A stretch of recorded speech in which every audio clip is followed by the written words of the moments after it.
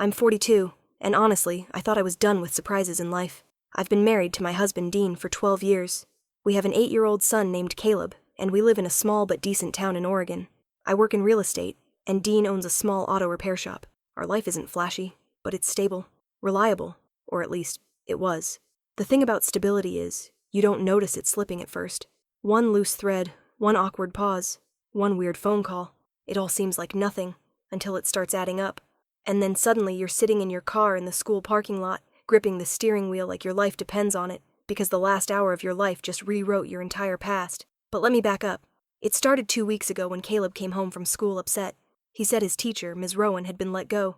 No explanation. One day she was there, smiling and reading Charlotte's Web to the class, and the next day her desk was empty, and the principal was handling lessons until they found a sub. Now, I'm not a conspiracy theorist. I assumed it was budget cuts or maybe a personal emergency, but something about Caleb described it just didn't sit right. He said Ms. Rowan had cried when she left, that the principal told the kids not to talk about, that her name was erased from the classroom door before lunch. The next morning, I decided to stop by the school and ask what happened, and that's when everything started to unravel. The front office at Caleb's school is really warm and chatty, the kind of place with laminated posters about kindness and a candy bowl by the sign-in. The energy different. The secretary barely looked up when I asked about Ms. Rowan. Her smile was strained, eyes twitching toward the closed door of the principal's office like she was afraid. I kept my tone polite, casual. I said I was a concerned parent, that my son was very upset about Rowan's sudden departure, and that I just wanted to know if she was okay. She gave me the same robotic line Caleb had heard. Ms. Rowan had to leave, due to unforeseen personal circumstances, and the school had no further comment. I didn't push. I just nodded, thanked her, walked out. But the second I got to my car, I pulled out my phone and did what every curious mom does in the 21st century. I Googled her. Emily Rowan, 3rd grade teacher, master's in education, taught at 2 other schools before this one, all with glowing reviews. No social media, no scandals, no lawsuits. Nothing that screamed fired without warning. But then I found an old faculty her first teaching job, posted on some archived school news. The photo quality was bad, but it was her, unmistakably. Younger, smiling, arms crossed beside the principal, and standing next to her, Dean, my husband. I stared at the screen, feeling my heartbeat in my ears. Same jawline, same watch, same little scar above his right brow. I even zoomed in on his name tag, just to be sure. And there it was. Dean Rowan, her last name. I sat there in the school parking lot, gripping my phone like it might explode. I must have stared at that photo for 10 straight minutes, hoping, praying, that I was wrong. But no, it was Dean. A little younger, slightly thinner, but still him. And her name? Rowan, same as ours. Except Dean had told me his first marriage ended before. He'd said her name was Michelle. He said she'd moved out of state. He said she didn't want kids. But the woman in that photo wasn't Michelle. She sure as hell hadn't moved away. I felt like my brain was glitching, trying to rearrange the facts into something that made sense. My husband's first wife, the one he supposedly hadn't seen in over a decade, was Caleb's 3rd grade teacher, and she'd been fired with. It wasn't a coincidence. There was no way. I started spiraling. Had she asked to be placed in Caleb's class? Was that why she got fired? Did Dean know she was teaching there? Had they been in contact this whole time? I needed answers, and there was only one person who could give them. So I drove straight to Dean's shop. He was under a car when I walked in, covered in grease, completely unsuspecting. He smiled at me like nothing was wrong, like the world was still spinning the way it always had. I asked him a single question. Did you know Caleb's teacher was your ex-wife? He froze, not like someone confused or caught off guard, but like someone who'd just been cornered.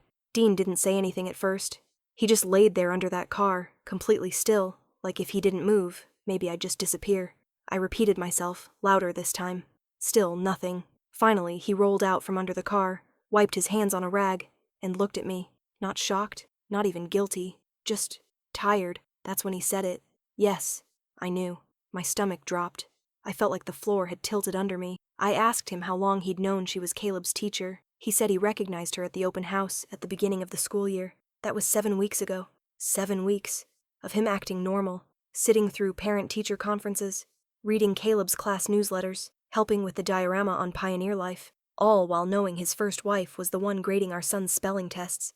And he never told me. I asked why he lied, why he told me his ex-wife's name was Michelle, why he said she left and never wanted kids, why he invented an entire person. That's when he said something that made my blood run cold. She asked me not to tell you. I couldn't even respond. I was so stunned I just stared at him, trying to understand how this was real life. Emily, Ms.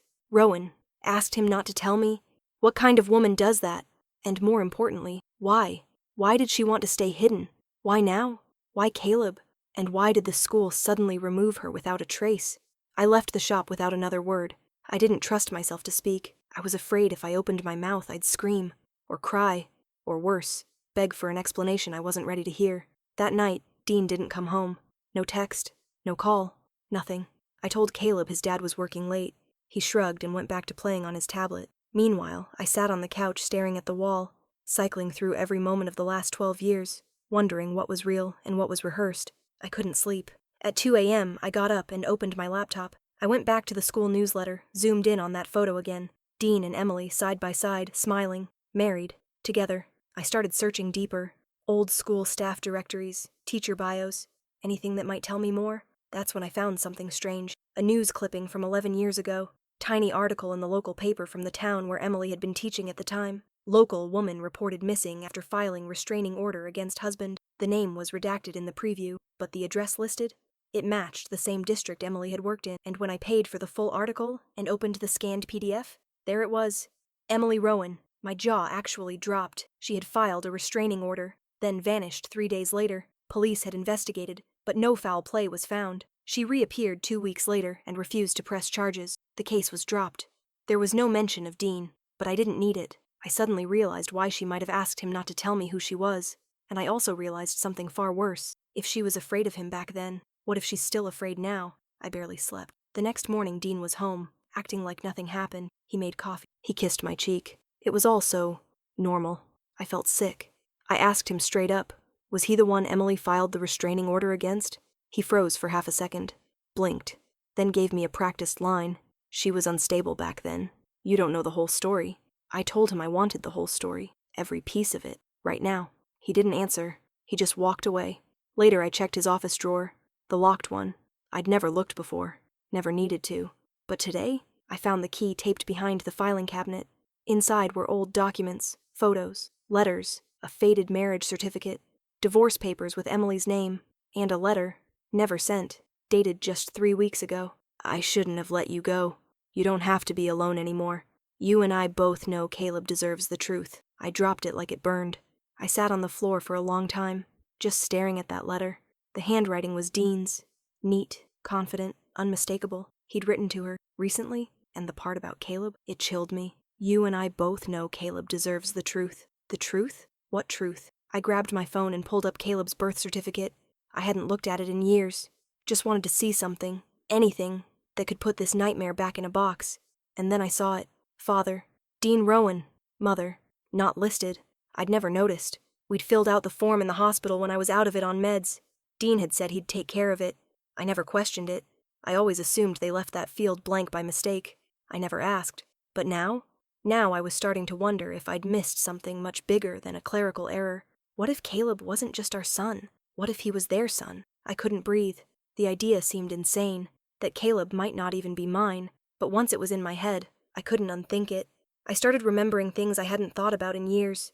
The complicated pregnancy, the early ultrasound that Dean insisted I do at a different clinic, the birth certificate delay he said was just paperwork, how he never wanted to talk about adoption, even though I couldn't conceive for years before we miraculously got pregnant, and most of all, how fast everything moved when we met. He'd proposed after 3 months.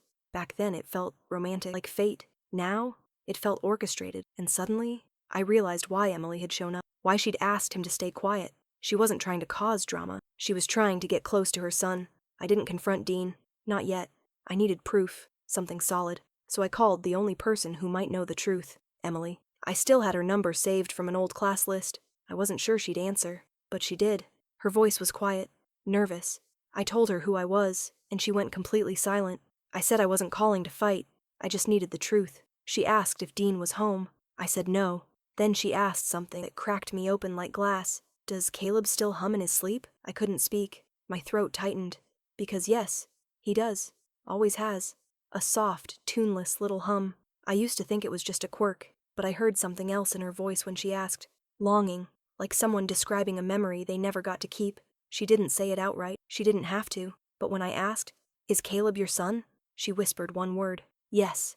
I hung up the phone and just sat there, shaking. Didn't cry. Not yet. There was a strange calm in knowing the truth, even if that truth had shattered everything I believed about my life, my husband, and my son. But Caleb was my son, no matter what biology said. I had raised him. kissed every scraped knee, lost sleep during every fever. He called me Mom, and that wasn't going to change. Dean came home later that night, acting like everything was fine. I asked him if he ever planned to tell me about Emily, about Caleb, about everything, and that's when the mask slipped. He said it didn't matter, that I was a better mother than she ever could have been, that I should be grateful he brought Caleb into my life. Grateful, like I'd been gifted a child instead of lied to for 8 years. He said Emily was unstable, that she gave up custody, that I'd complicated everything by digging into the past, but I wasn't listening anymore, because in that moment I saw the truth as clearly as I ever had. Dean hadn't adopted Caleb out of kindness. He'd taken him. And Emily, she wasn't trying to stir up drama. She was trying to get her son back. So the next morning I called her. We met in secret, at a park on the edge of town. She brought a folder, court papers, hospital records, proof that Dean had manipulated the system years ago to gain full custody while she was still recovering from a breakdown. She never stood a chance. But she hadn't stopped watching, waiting. When she got the job at the school, she hadn't known Caleb was there. Until the first day of class. That's when everything changed. And now? Now we're working together. Because I won't let Dean lie to either of us anymore. I've already spoken to a lawyer. The custody papers, the medical records, even the marriage timeline. None of it adds up. Dean doesn't know yet, but he will. And when he does, he'll finally understand. He doesn't own the truth anymore. We do.